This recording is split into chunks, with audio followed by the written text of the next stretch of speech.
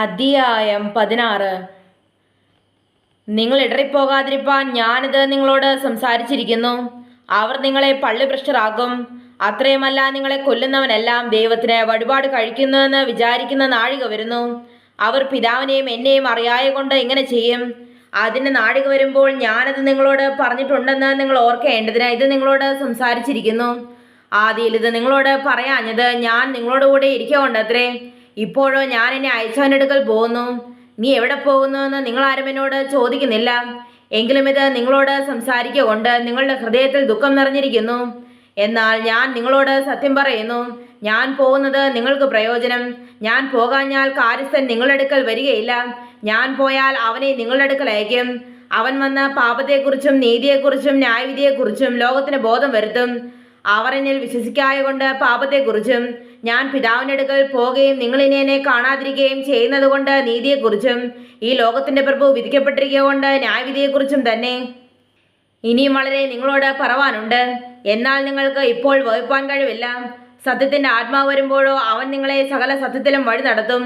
അവൻ സ്വയമായി സംസാരിക്കാതെ താൻ കേൾക്കുന്നത് സംസാരിക്കുകയും വരുവാനുള്ളത് നിങ്ങൾക്ക് അറിയിച്ചു തരികയും ചെയ്യും. അവൻ എനിക്കുള്ളതിൽ നിന്നെടുത്ത് നിങ്ങൾക്ക് അറിയിച്ചു തരുന്നത് കൊണ്ട് എന്നെ മഹത്വപ്പെടുത്തും. പിതാവിനുള്ളതൊക്കെയും എനിക്കുള്ളത്, അതുകൊണ്ടത്രേ അവൻ എനിക്കുള്ളതിൽ നിന്നെടുത്ത് നിങ്ങൾക്ക് അറിയിച്ചു തരുമെന്ന് ഞാൻ പറഞ്ഞത്. കുറഞ്ഞെന്ന് കഴിഞ്ഞിട്ട് നിങ്ങൾ എന്നെ കാണുകയില്ല, പിന്നെയും കുറഞ്ഞെന്ന് കഴിഞ്ഞിട്ട് നിങ്ങൾ എന്നെ കാണും. അവൻ്റെ ഇക്ഷന്മാരിൽ ചിലർ കുറഞ്ഞെന്ന് കഴിഞ്ഞിട്ട് നിങ്ങൾ എന്നെ കാണുകയില്ല, പിന്നെയും കുറഞ്ഞെന്ന് കഴിഞ്ഞിട്ട് നിങ്ങൾ എന്നെ കാണുമെന്നും പിതാവിൻ്റെ അടുക്കൽ പോകുന്നുവെന്നും അവൻ നമ്മോട് പറയുന്നത് എന്തെന്ന് തമ്മിൽ ചോദിച്ചു. കുറഞ്ഞെന്ന് നീ പറയുന്നത് എന്താകുന്നു? അവനെന്ത് സംസാരിക്കുന്നു എന്ന് നാം അറിയുന്നില്ല എന്നും അവർ പറഞ്ഞു.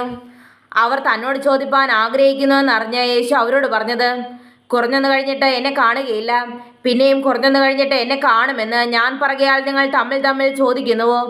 ആമേൻ ആമേൻ, ഞാൻ നിങ്ങളോട് പറയുന്നു, നിങ്ങൾക്കറിഞ്ഞ് വിലപിക്കും, ലോകമോ സന്തോഷിക്കും. നിങ്ങൾ ദുഃഖിക്കും, എന്നാൽ നിങ്ങളുടെ ദുഃഖം സന്തോഷമായി തീരും.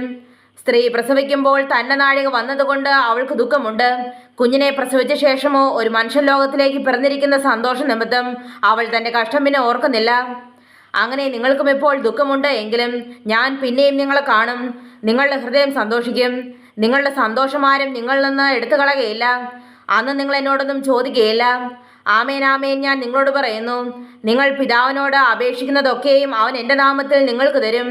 ഇന്നുവരെ നിങ്ങൾ എൻ്റെ നാമത്തിലൊന്നും അപേക്ഷിച്ചിട്ടില്ല. അപേക്ഷിപ്പേൻ, എന്നാൽ നിങ്ങളുടെ സന്തോഷം പൂർണ്ണമാകും വണ്ണം നിങ്ങൾക്ക് ലഭിക്കും. ഇത് ഞാൻ സദൃശ്യമായി നിങ്ങളോട് സംസാരിച്ചിരിക്കുന്നു.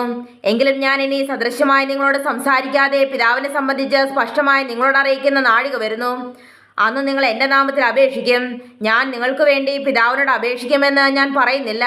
നിങ്ങൾ എന്നെ സ്നേഹിച്ചു. ഞാൻ പിതാവിൻ്റെ അടുക്കൽ നിന്ന് വന്നിരിക്കുന്നു എന്ന് വിശ്വസിച്ചിരിക്കുകൊണ്ട് പിതാവ് താനും നിങ്ങളെ സ്നേഹിക്കുന്നു. ഞാൻ പിതാവിൻ്റെ അടുക്കൽ നിന്ന് പുറപ്പെട്ടു ലോകത്തിൽ വന്നിരിക്കുന്നു, പിന്നെയും ലോകത്തെ വിട്ട് പിതാവിൻ്റെ അടുക്കൽ പോകുന്നു. അതിന് അവൻ്റെ ഇക്ഷന്മാർ, ഇപ്പോൾ നീ സാദൃശ്യമൊന്നും പറയാതെ സ്പഷ്ടമായി സംസാരിക്കുന്നു.